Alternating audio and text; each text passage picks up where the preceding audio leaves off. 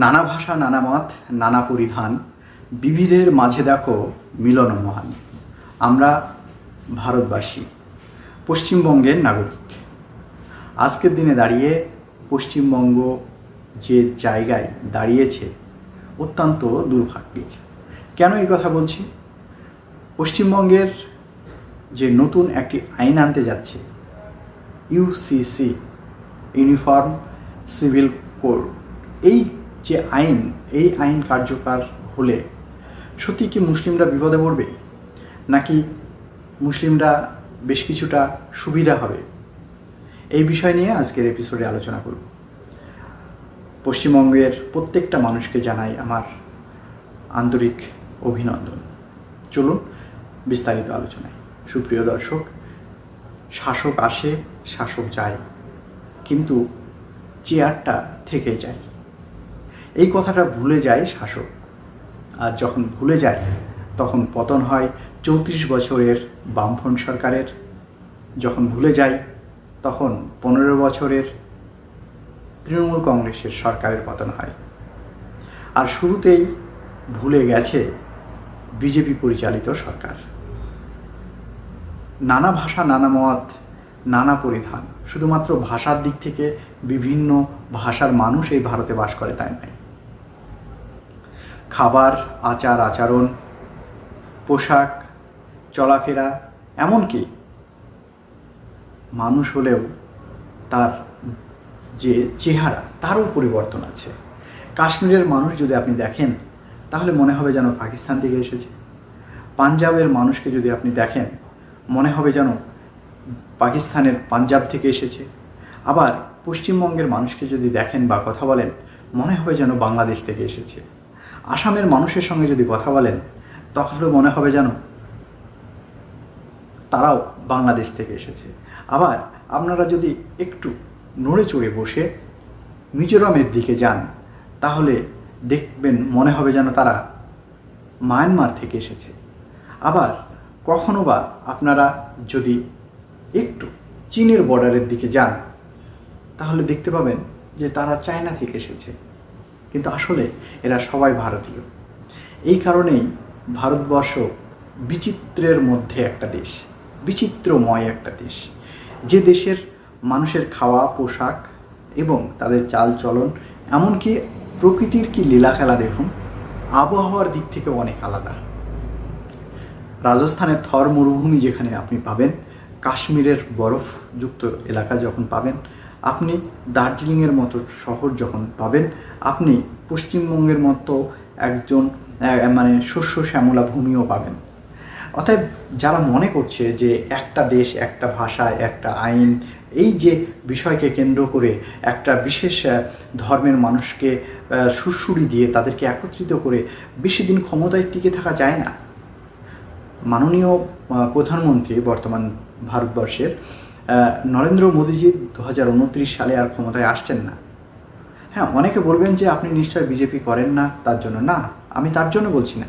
আজকের আলোচনাটা আপনাকে বুঝিয়ে বলবো, তাহলে আপনি বুঝতে পারবেন। ভারতবর্ষে কোনো সরকার 10 বছরের বেশি টেকেন, সেই জায়গায় সেই সরকার বর্তমানে অলরেডি কিন্তু তারা তিনটে টার্ম অর্থাৎ 15 বছর কার্যক্রম ক্ষমতা শেষ করবে 29 সালে। তাই চতুর্থবারের মতো বিজেপি ক্ষমতায় আসছে না, এটুকু মোটামুটি 99% ধরে নিতে পারেন। অতএব সেই জায়গায় থেকে আপনাদের বলে রাখি, ক্ষমতা কোনোদিনই চিরস্থায়ী নয়। যাই হোক, কাম টু দিস পয়েন্ট, যে বিষয় নিয়ে আজকের আলোচ্য বিষয়, সেই বিষয়টাই আপনাদের সামনে ফার্স্ট টাইম তুলে ধরবো।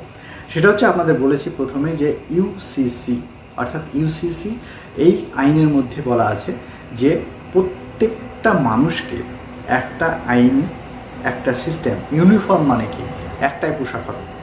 আপনারা প্রত্যেকেই কম বেশি পড়াশোনা করেছেন, স্কুলে আপনি আপনার ছেলে মেয়েকে পাঠিয়েছেন বা আপনি নিজেও গিয়েছেন, বা অতএব সেই জায়গা থেকে আপনারা কিন্তু জানেন ইউনিফর্ম শব্দটির অর্থ কী। ইউনিফর্ম শব্দটির অর্থ কিন্তু কোর্টের কোনো ভাষা নয়। ইউনিফর্ম অর্থাৎ একই রকম। এই একই রকম বিষয়টা হচ্ছে যে আপনার দেশে যখন বা পশ্চিমবঙ্গে যে আইনটা লাগু হতে যাচ্ছে সেখানে একই রকম আইন কার্যকারী করার কথা বলছে। অর্থাৎ আপনি একই রকম খাবার খাবেন, একই রকম পোশাক পরবেন, একই রকম ধর্ম আচরণ করবেন, একই রকম একই সময়ে ঘুম থেকে উঠবেন, একই সময়ে ঘুমোতে যাবেন। অর্থাৎ মানুষের স্বাভাবিক জীবনযাপনের উপরে একটি ব্রেক করতে চাইছে। কিছু কিছু বিষয় এগুলোকে প্রায়োরিটি দেওয়া যায় বা গুরুত্ব দেওয়া যায়। যেমন ধরেন যে মুসলিম ধর্মে পার্সোনাল যে ল, ইসলামিক পার্সোনাল ল যে বিষয়টা আছে, সেই পার্সোনাল লয়ে যে কথাটি বলা আছে সেই জায়গাতে কিন্তু এই কথাটি আছে যে ইসলাম ধর্মে যারা 4টে বিয়ে করতে চাইছে তারা অনেক সময়তে দেখা গেল 4টে বিয়ে করতে পারছে, কিন্তু অন্য ধর্মে এই সুযোগটা নেই। এখন প্রশ্ন হচ্ছে যে ইসলাম ধর্মেও কি এই সুযোগটা থাকার প্রয়োজনীয়তা আছে? তাহলে স্পেশালি এই বিষয়টা, এই কথাটা কেন তুলে ধরছে না? একটি বিশেষ আইন আনার কি প্রয়োজন আছে? এই জায়গাতে আপনাদের আরও বলে রাখি যে ছেলে এবং মেয়ে তারা দুজনে তার বাবার সম্পত্তি সমান পায় না, স্ত্রী তার স্বামীর সম্পদ সমান পায় না। এই বিষয়গুলোর মধ্যে ডিভাইডেশন আছে। সেই কথাগুলো তুলে ধরে আজকে যে আইনটা নিয়ে আসতে চাইছে, একটা স্পেসিফিক কোনো একটা বিষয়কে তুলে দেওয়া আর একটি আইন কার্যকরী করে সকলকে সমান একই প্যারোটে নিয়ে আসা, এই দুটোর মধ্যে কিন্তু আকাশ পাতাল ডিফারেন্স আছে। এই কথাটা ভুলে গেলে চলবে না। এই জায়গায় থেকে আপনাদেরকে বলে রাখি যে যে আইনটা নিয়ে আসতে যাচ্ছে এই আইনের সম্পূর্ণভাবে বিরোধিতা করার জায়গা কিন্তু থাকছে না। আপনাদের বলে রাখছি, সম্পূর্ণভাবে বিরোধিতা করার জায়গা থাকছে না। কিন্তু আমরা কিছু কিছু জায়গায় পক্ষ নিচ্ছে, এটা ঠিক কথা, কিন্তু পক্ষ নিচ্ছে মানে এই না যে বিজেপিকে সমর্থন করছে। বিজেপি যে কাজটা করছে এই মুহূর্তে সেটা মোটেই সমীচীন নয়। মনে রাখতে হবে, ক্ষমতা কারোর চিরস্থায়ী নয়। বিশেষ কোনো ধর্মের মানুষকে বিভ্রান্ত করার জন্য যেটা করা হচ্ছে সেটা কিন্তু ঠিক নয়। এখানে যদি এই কথাই বলা হয় যে 4টে বিবাহ করছে তার ফলে সংসারে অশান্তি হচ্ছে, এটা মোটেই কাম্য নয়। আমি বলবো যে এই জায়গাতে অবশ্যই যদি আইন করে বন্ধ করতে হয়, সরকারের মনে হয় যে এটা ঠিক নয়, সেটা যেমন করতে পারে, কিন্তু তার চাইতে বেশি প্রয়োজন পশ্চিমবঙ্গে মদ নিষিদ্ধ করা, অ্যালকোহল নিষিদ্ধ করা। আজকের দিনে দাঁড়িয়ে পশ্চিমবঙ্গের সবচাইতে বেশি অ্যালকোহল বিক্রি করে, মদ বিক্রি করে রাজস্ব আদায় হয়। কিন্তু পশ্চিমবঙ্গ সরকারের আইন করে উচিত ছিল যে পশ্চিমবঙ্গের কোনো জায়গাতে মদ বিক্রি হবে না। এবং এই মদকে কেন্দ্র করে কত সংসারে অশান্তি, কত অর্থনৈতিক ক্যাপাসিটি, কত ছেলে মেয়ে তারা নষ্ট হয়ে যাচ্ছে, তাদের পড়াশোনা শেষ হয়ে যাচ্ছে। অতএব এই জায়গাটাতে ফোকাস দেওয়ার কোনো প্রয়োজনীয়তা মনে করছে না, কেননা সেখান থেকে রাজস্ব আদায় হচ্ছে, পশ্চিমবঙ্গ সরকারের টাকা আসছে। অথচ এই ইউনিফর্ম সিভিল কোড যেটা নিয়ে আসতে যাচ্ছে, যেহেতু একটি বিশেষ ধর্মের মানুষকে বিভ্রান্তি করা যাবে এবং একটা বিশেষ ধর্মের মানুষকে উদযাপন করতে পারবে এই বিষয়টাকে, সেই কারণে এই ইউসিসি আইনটা নিয়ে আসতে যাচ্ছে। ইউসিসি আইনের যে জায়গাগুলো প্রয়োজন আছে লাগু করার, এই আইনটা টোটাল নিয়ে আসার কোনো দরকার ছিল না। ঠিক যেমনভাবে কেন্দ্র সরকার, নরেন্দ্র মোদীর কেন্দ্র সরকারের যেরকম 3 তালাক বিষয়টাকে তুলে দিয়েছে, এখানে আমি সমর্থন করেছিলাম, কেননা 3 তালাক একটা মুখে আমি কথা বলে দিলাম। অতএব একটা মেয়েকে দাবিয়ে রাখা হচ্ছে, একটা মেয়েকে তার স্বাধীনতাকে হরণ করা হচ্ছে, সেই জায়গা থেকে আমি অবশ্যই এটার পক্ষ ছিলাম যে 3 তালাকটা তুলে দিয়েছে, এটা ঠিকই হয়েছে। ঠিক অনুরূপভাবে ইউসিসিরও আমি এই জায়গাটা সাপোর্ট করছি, কিন্তু ইউসিসি সাপোর্ট করছি না, এটা কিন্তু আপনাদের বারবার বলছি। ইউসিসির এই মুহূর্তে প্রয়োজনীয়তা নেই। যদি এতটাই মুসলিম দরদি হয়ে থাকবে, মুসলিমদেরকে ভালোবেসে থাকবে, তাহলে আমার মনে হয় ছেলে মেয়ের টোটালের যে সমতার যে জায়গাটা, সেই জায়গাটা নিয়ে আসার জন্য বা সম্পত্তির সমতার জায়গাটা নিয়ে আসার জন্য স্পেশালি কয়েকটা বিষয় তুলে ধরতে পারত। সম্পূর্ণভাবে এই আইনটা কার্যকরী করার ফলে একে একে বা ধাপে ধাপে একটা সময় এমনও বলতে পারে যে এক দেশ এক আইন, কোনো মানুষ মৃত্যু হলে সেই মানুষকে শ্মশানে দেওয়া যাবে। অতএব প্রত্যেকটা মানুষকে শ্মশানে দিতে হবে বা পোড়াতে হবে। মুসলিম ধর্মাবলম্বী যে কবর দেওয়ার সিস্টেম আছে সেটার উপরেও একসময়তে কোপ আসতে পারে। অতএব এই আইন কার্যকারী হলে এই বিষয়টা একেবারেই ছেড়ে দেওয়া যাচ্ছে না।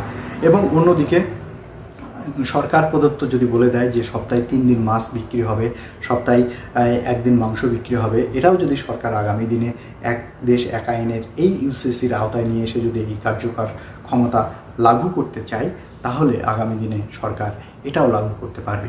অতএব ইউসিসির তীব্র বিরোধিতা করছি আমার পক্ষ থেকে, এবং আপনাদেরকে বলে রাখি, মনে করিয়ে দিই, ক্ষমতা চিরস্থায়ী নয়। আজকে আছে ক্ষমতায়, কালকে নাও থাকতে পারে। অতএব আপনারা যেটা করছেন, আগামী দিনে কোনো সরকার এসে হয়তো বা এটাকে চেঞ্জ করে দেবে। তবে কিছু ভালো দিক আছে, সেই ভালো দিকগুলো করতে পারতো। 4টে বিয়ে করা যাবে না, 18 বছরের নিচে বিয়ে দেওয়া যাবে না, তারপরে আপনার যে বিষয়টাকে ছেলে মেয়ে স্ত্রী সকলে সমান অধিকার পাবে, এই জায়গাগুলো অবশ্যই আমি সমর্থন জানাচ্ছি, কিন্তু এই আইন লাগু কোনো মতেই সমর্থন করছি না। সুপ্রিয় দর্শক, আলোচনা শেষ করার আগে আপনাদের কাছে একটি প্রশ্ন রেখে আজকের এপিসোড থেকে বিদায় নেব। আপনাদের কি মনে হয় যে এই আইন যদি লাগু হয়, তাহলে বৃহত্তর সমস্যায় পড়বে একটা বিশেষ সম্প্রদায়ের মানুষ? অবশ্যই আপনার মূল্যবান মতামত কমেন্ট সেকশনে জানাতে ভুলবেন না। Thank you.